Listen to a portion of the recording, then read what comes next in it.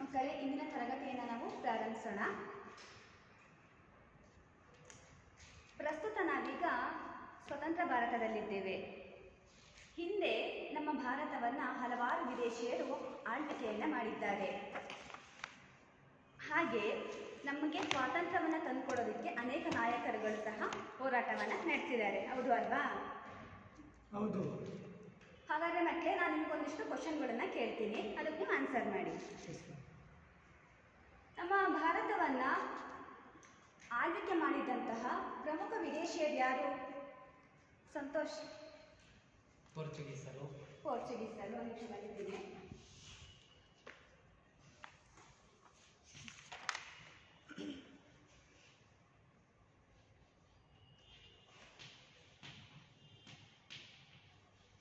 ರಮೇಶಣ್ಣ.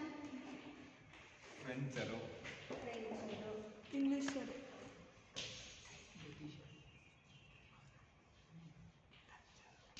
Sadiq. ಡಚ್ಚರು. European. ಆಮೇಲೆ ಇಂಗ್ಲಿಷರು. ಬ್ರಿಟಿಷರು.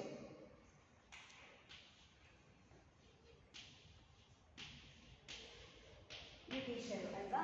ಪೋರ್ಚುಗೀಸರು, ಫ್ರೆಂಚರು, ಡಚ್ಚರು, ಬ್ರಿಟಿಷರು ಮೊದಲಾದವರು ನಮ್ಮ ಭಾರತವನ್ನು ಆಳ್ವಿಕೆ ಮಾಡಿದ್ದಾರೆ, ವಿದೇಶಿಯರು. ಅದರಲ್ಲಿ ಪ್ರಮುಖವಾಗಿ ಆಳ್ವಿಕೆ ಮಾಡಿದವರು ಅಂತ ಅಂದರೆ ಬ್ರಿಟಿಷರು. ಭಾರತವನ್ನು ಬ್ರಿಟಿಷರು ಎಷ್ಟು ವರ್ಷಗಳ ಕಾಲ ಆಳ್ವಿಕೆಯನ್ನು ಮಾಡಿದ್ದಾರೆ? ಸುಮಾರು 200 ವರ್ಷಗಳ ಕಾಲ ಬ್ರಿಟಿಷರು ಸುದೀರ್ಘವಾಗಿ ನಮ್ಮ ದೇಶವನ್ನು ಆಳ್ವಿಕೆಯನ್ನು ಮಾಡಿದ್ರು ಅಲ್ವಾ? ಭಾರತ ಬ್ರಿಟಿಷರ ದಾಸ್ಯದಲ್ಲಿತ್ತು. ಅವ್ರಿಗೆ ಆ ದಾಸ್ಯದಿಂದ ನಮಗೆ ಮುಕ್ತಿ ಪಡೆದಿದ್ದು ಯಾವಾಗ? ನಮಗೆ ಸ್ವಾತಂತ್ರ್ಯ ಸಿಕ್ಕಿದ್ದು ಯಾವಾಗ? 1947. 1947 ಆಗಸ್ಟ್ 15.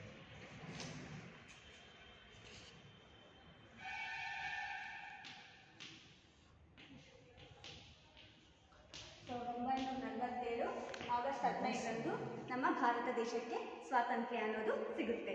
ಹೌದು ಅಲ್ವಾ?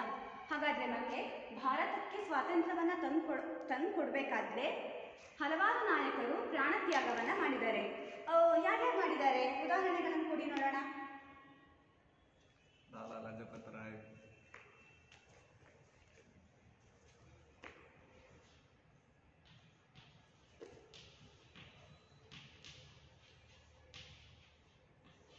ಆಮೇಲೆ ಸುಭಾಷ್ ಚಂದ್ರ ಬೋಸ್, ಭಗತ್ ಸಿಂಗ್, ರಾಜಗುರು, ಸುಖದೇವ್,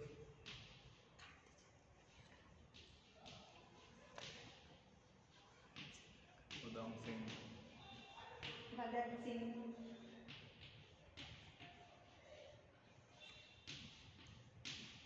ಆಮೇಲೆ ರಾಜಗುರು, ಸುಖದೇವ್,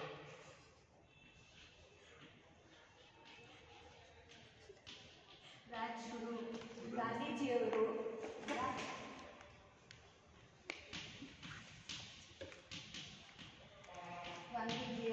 ಮೊದಲಾದವರು ಪ್ರಾಣತ್ಯಾಗವನ್ನು ಮಾಡಿಬಿಟ್ಟು ನಮಗೆ ಸ್ವಾತಂತ್ರ್ಯವನ್ನು ತಂದುಕೊಟ್ಟಿದ್ದಾರೆ.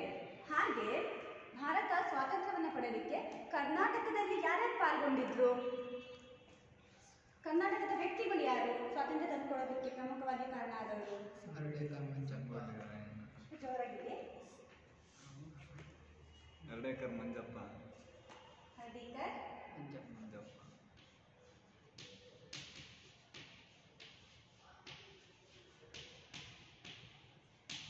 ರಚನಾ, ನೀವು? ಸಂಗೊಳ್ಳಿ ರಾಯಣ್ಣ. ಹೌದು, ಸಂಗೊಳ್ಳಿ ರಾಯಣ್ಣ.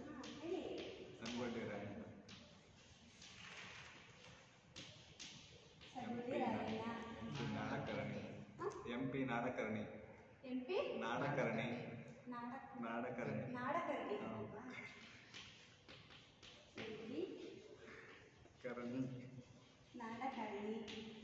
ಕೆ.ಸಿ. ರೆಡ್ಡಿಯವರು, ಕೆಂಗಲ್ ಹನುಮಂತಯ್ಯ,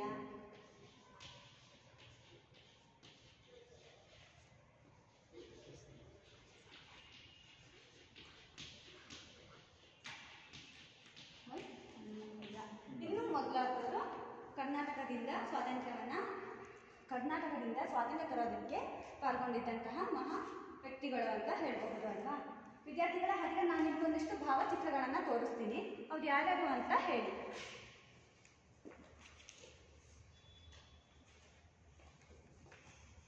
ಇವ್ರು ಯಾರು?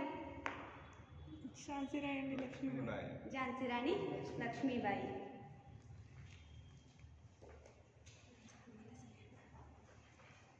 ಇವರು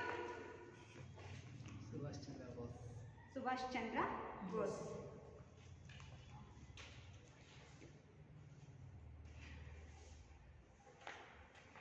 ಇವ್ರು ಯಾರು? ಸಂಗೊಳ್ಳಿ ರಾಯಣ್ಣ.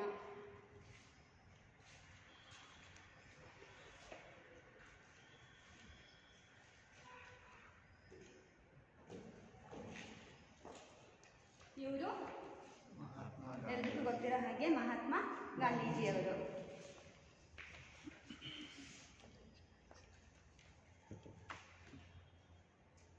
ಹಾಗಾದ್ರೆ ಇವ್ರು ಯಾರು?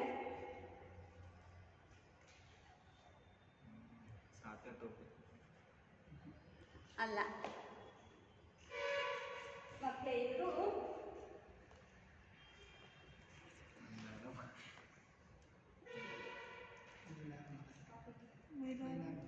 ಮೈಲಾರ ಮಹಾದೇವ ಅಂತ. ಇವರು ಗಾಂಧೀಜಿಯವರ ಜೊತೆ ಸ್ವಾತಂತ್ರ್ಯ ಹೋರಾಟದಲ್ಲಿ ಭಾಗವಹಿಸಿದಂತಹ ಕರ್ನಾಟಕದ ವೀರ ಕನ್ನಡಿಗ ಅಂತ ಹೇಳ್ಬಹುದು. ಹೌದು ಅಲ್ವಾ? ಮೈಲಾರ ಮಹಾದೇವ ಅವರು ಸ್ವಾತಂತ್ರ್ಯ ತರೋದಕ್ಕೋಸ್ಕರ ಅವರು ವಹಿಸಿದಂತಹ ಪಾತ್ರ ಏನು? ಗೊತ್ತಿಲ್ಲ.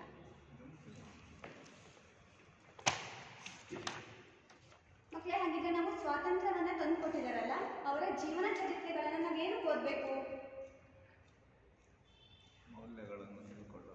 ಮೌಲ್ಯಗಳನ್ನು ಬೆಳೆಸ್ಕೊಳ್ಳೋದಕ್ಕೋಸ್ಕರ ಓದಬೇಕು ಅಲ್ವಾ? ಹಾಗಾದ್ರೆ ವಿದ್ಯಾರ್ಥಿಗಳೇ, ಇಂದಿನ ತರಗತಿಯಲ್ಲಿ ನಾವು ಮೈಲಾರ ಮಹಾದೇವ ಇವ್ರ ಬಗ್ಗೆ ಅಧ್ಯಯನವನ್ನ ಮಾಡೋಣ. ಮೈಲಾರ ಮಹಾದೇವ ಅವರು ಸ್ವಾತಂತ್ರ್ಯ ತಂದುಕೊಡೋದಕ್ಕೆ ಪ್ರೇರಕವಾದ ಹೇಗೆ ಪ್ರೇರಣೆಯನ್ನು ನೀಡ್ತಾ ಅನ್ನೋದನ್ನ ಮೈಲಾರ ಮಹಾದೇವ ಅವರ ಪಾಠದ ಮೂಲಕ